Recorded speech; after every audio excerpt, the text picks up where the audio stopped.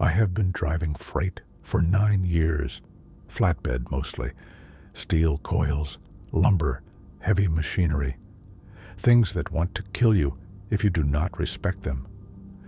I learned pretty early that the job teaches you to read situations fast. You size up a load, a road, a weather system. You decide in a split second whether something is right or wrong. That instinct has kept me alive more than once. But nothing prepared me for the night I spent on Route 9 in eastern Montana. It was February, which in Montana means the kind of cold that does not just bite. It settles into the cab even with the heat on full blast. I was hauling a load of construction steel from Billings toward the North Dakota line. The highway was clear, the load was secured tight, and I had a thermos of black coffee and about 4 hours of driving left before I could sleep. The world outside was blue-white and empty, fields of snow in every direction, nothing moving, nothing living, just the road and the dark. I passed mile marker 9 the first time around 11 at night. A man stood on the shoulder, not hitchhiking, not waving, just standing there, facing the road, arms at his sides, like he had been planted there.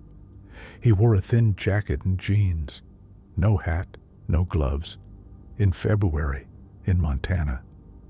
He watched my truck pass with no expression at all, just turned his head to follow my lights, the way a dog does. I kept driving. My gut said something was off, but I told myself it was not my business. Some people make bad choices. Some people walk it off when their car breaks down. 40 miles later, I pulled into a rest stop to check my straps and pour a fresh cup. I was only there maybe 15 minutes. When I merged back onto Route 9 heading east, I passed mile marker 9 again. The man was still there. Same spot, same posture, same blank expression tracking my headlights. That is when the coffee in my stomach went cold. The math did not work. He could not have walked 40 miles and circled back. There was no other road. There was nothing out here but frozen fields and a sky full of stars that did not care about any of us. I pressed the gas, did not look back. 3 miles down the road, the CB crackled. Channel 19, the general frequency. A voice came through, quiet and measured, like someone reading from a list. "Big flatbed, you passed me twice now." I went cold. I had not told anyone what I saw. There was no reason anyone should know I had passed that spot twice. "Who is this?" I said into the mic. A pause, long enough that I thought the connection had dropped. Then, "You should not have come back. The first time, I let you go. The second time means you are curious. Curious people do not always make it to morning." My hands tightened on the wheel. I told myself it was a prank. Some bored driver parked somewhere out of sight, playing games. I switched the CB off and focused on the road.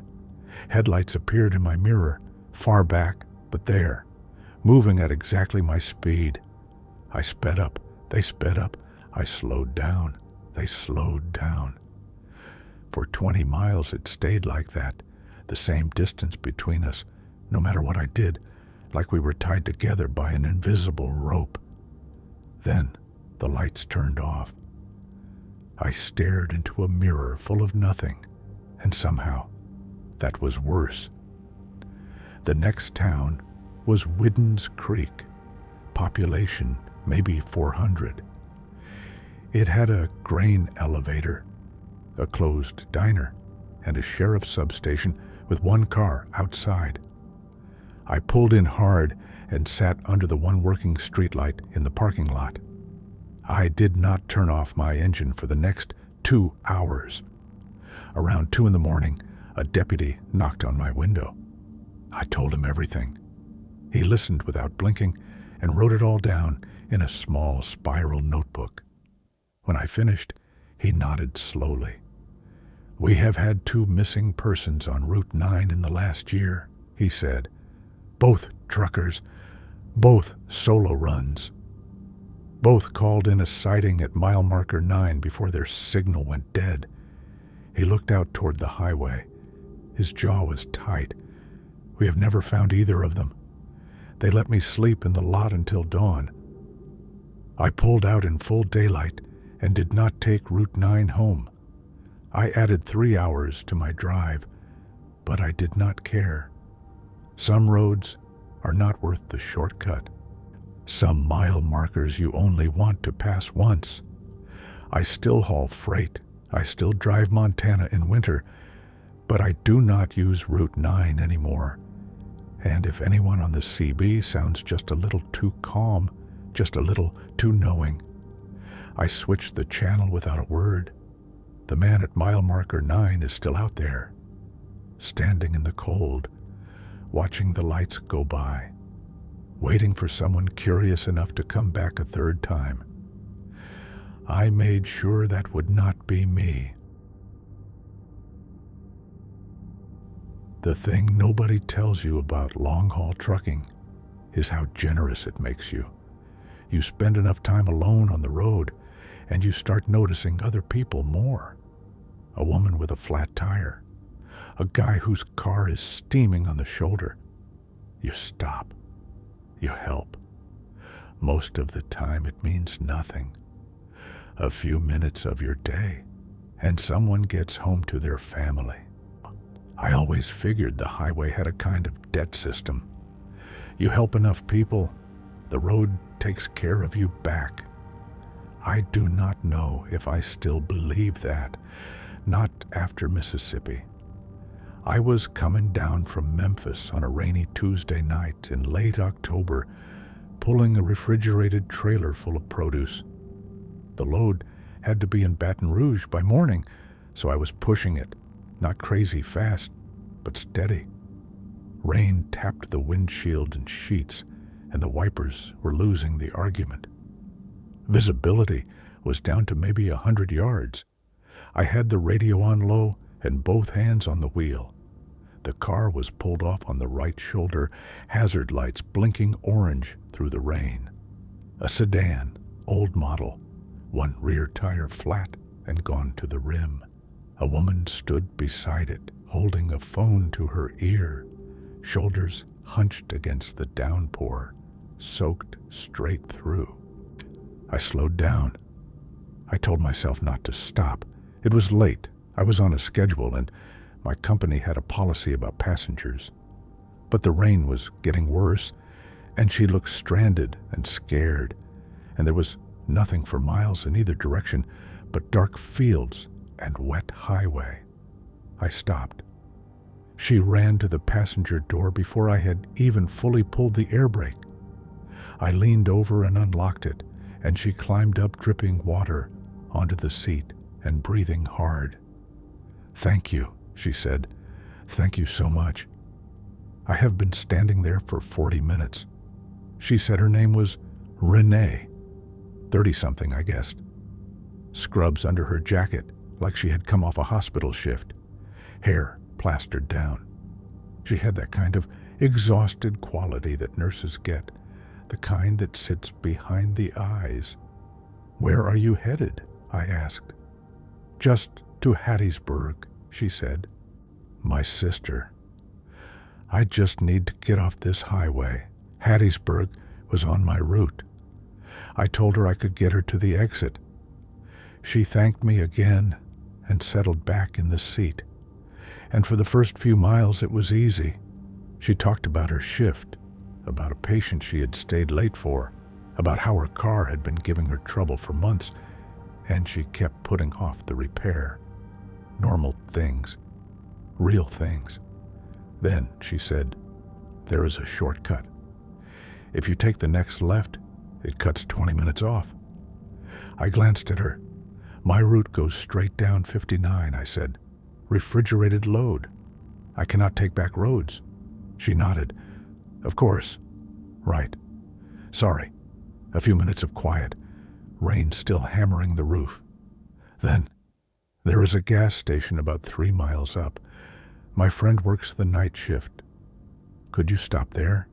He can drive me the rest of the way, save you the detour. I did not remember saying anything about a detour, but I filed it away and said sure.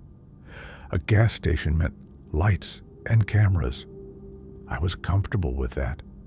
What I was not comfortable with was what happened next. She asked for my phone, said her battery was dead and she wanted to text her sister. I handed it over. She typed for a moment and handed it back. But when I glanced at the screen while she was looking out the window, the message was not to any contact in my phone. It was a text to a number I did not recognize. 4 words. He's coming. Blue cab. I kept my face even. My heart was doing something loud and fast behind my ribs. I set the phone in the cup holder and said nothing. I kept driving. I watched the road. I watched the mirror.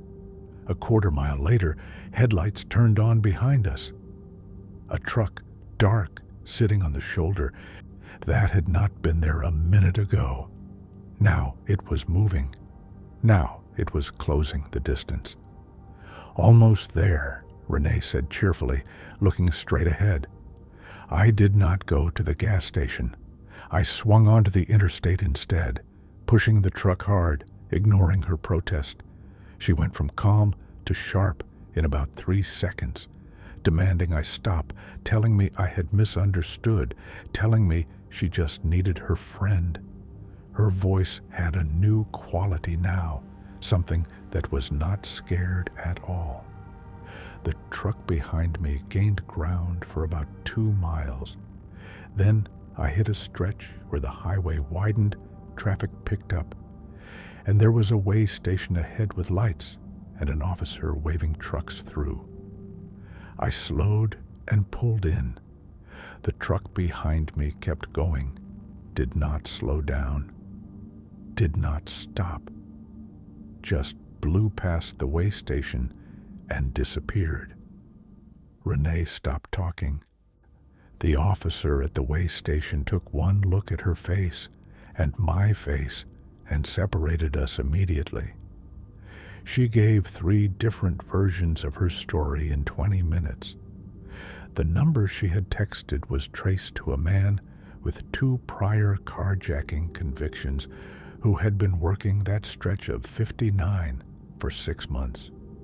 He would position people on the roadside, wait for a vehicle to stop, and get the signal before moving in. Her scrubs were real, bought at a thrift store. She was not a nurse. She was not even from Mississippi. They charged her that night. The man driving the other truck was picked up 2 days later at a fuel stop in Alabama. I finished my run to Baton Rouge. The produce made it on time. I sat in the parking lot of the delivery warehouse for a long time before I could get myself to drive back. I still stop for people. I cannot fully stop that habit, but I keep my phone in my front pocket now. And the first thing I do when someone gets in my cab is I look at their hands. Renee's hands had been steady the whole time, calm, professional. That is the part that still keeps me up, not the truck in the mirror, not the dark highway, the steadiness of her hands. I have one rule at truck stops. I park in the middle of the lot, never at the edge, never in the dark corners where the lights do not reach. I do not care how full the place is. I will wait for a center spot, even if I have to idle for 20 minutes. A lot of guys think I am paranoid. A lot of guys have not been to the Flying J off I-10 in Louisiana on a Thursday night in August. I had a load of pipe fittings going from Houston to Jacksonville, and I was about 4 hours behind schedule because of a construction delay outside Beaumont. By the time I pulled into the truck stop, It was past midnight, and the lot was 3/4 full. Rows of rigs parked side by side, sleeper cabs dark, the whole place quiet except for the hum of idling engines and the distant sound of a television somewhere in the diner. The only open spots were at the far end of the lot, the last row, back against the tree line, where the light from the overhead lamps barely reached. I almost kept driving, almost, but my eyes were burning and I had nothing left in the thermos, and I told myself 45 minutes of sleep would do more for my safety than another hour of pushing through fatigue. I parked. I locked the doors. I set my phone alarm for 45 minutes, leaned the seat back, and closed my eyes. I woke up in 30 because someone knocked on my passenger window. 3 slow knocks, even, patient, like they had done it before and were prepared to wait. I sat up. A man stood at the passenger door, heavy-set, older, wearing a yellow rain slicker, even though the sky was clear. He had a trucker face, weathered and lined, and his expression was pleasant enough. Friendly, even. He held up one hand in a slow wave when he saw me looking. "Hey there," he called through the glass. "Your running light on the back right is out. Did not want you to get sighted." I thanked him through the window without rolling it down. He nodded and smiled and walked back toward the row across from me. I watched him in my mirror until he went around the front of another rig and disappeared.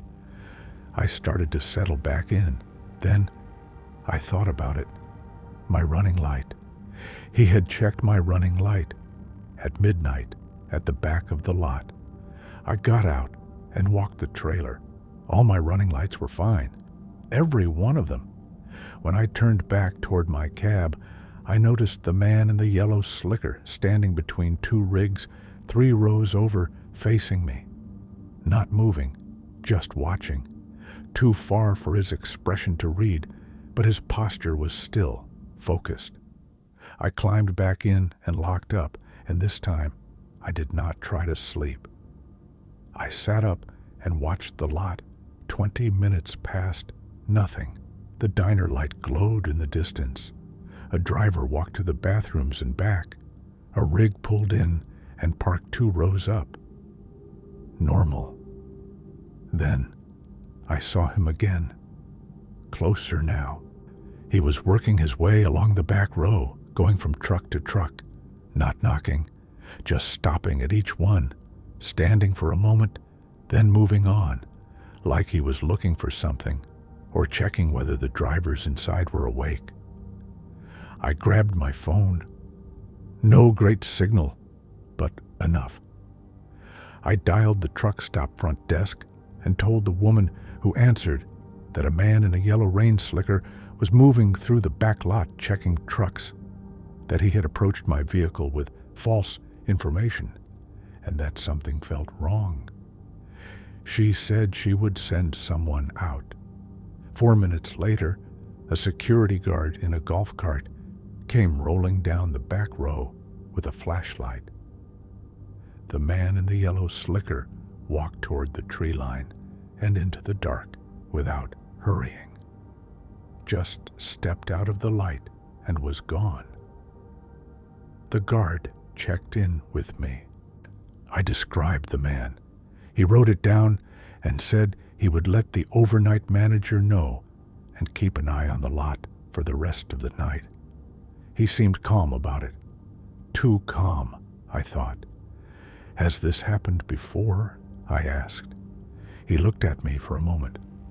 "This lot gets a certain kind of traffic late at night," he said, which was not an answer, but was somehow worse than one. I pulled out of that truck stop at 12:45 and drove straight through to a pilot in Lake Charles, where I parked in the middle of the lot under a light bright enough to read by and slept for 3 hours with a tire iron on the seat beside me. In the morning, over coffee in the diner, I got talking with a driver who ran that stretch of I-10 regularly. I told him what happened. He did not look surprised. "Yellow slicker guy," he said. "I have heard of him. 3 drivers in the last 2 years reported someone matching that description in that lot. One of them woke up with his cargo doors open and half his load gone. One of them did not report anything and just went missing. Never finished his run. He stirred his coffee. Police figure he scouts the back row. Knocks to see who is awake, who is a light sleeper, who will open up. Most guys, they hear their light is out. They come outside to check. That is when it happens. I finished my run to Jacksonville. The pipe fittings made it. I made it. But I think about the driver who went missing. I think about him lying back in his seat with his alarm set and his doors locked, thinking he was safe, thinking it was just a guy being neighborly about a running light. I think about how close I came to getting out of that cab and walking to the back of my trailer in the dark at the edge of the lot where the lights do not reach, middle of the lot, every time. I do not care how full it is. That is a rule I will never break again.